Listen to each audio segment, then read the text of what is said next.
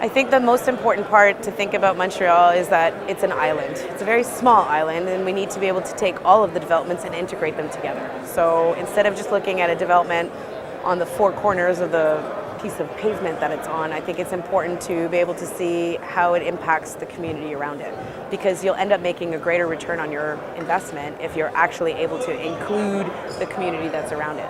So I think that Montreal, the fact that we're such welcoming people and that we have so many different types of opportunities in Montreal, I think it's important to look at developments in an inclusive whole as opposed to each individual piece of land.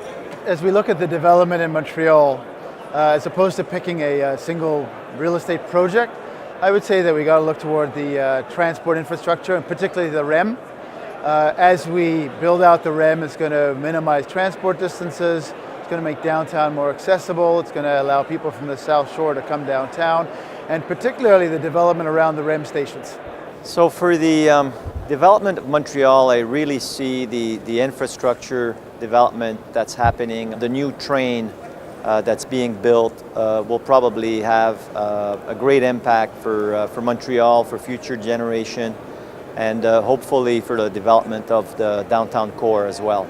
I think it's probably going to be the REM, so the new LRT station that has been announced, where it's going to create connectivity between the South Shore, downtown Montreal, the West Island, and the airport. If I look at, I work for First Capital Realty, and we have investments across the country in all the urban markets, and you see the effects in places like Toronto and Vancouver, where there's been a huge increase in land appreciation in properties and land developments around the new transit-oriented developments. I think that is going to have probably the most significant impact in the coming years in Montreal.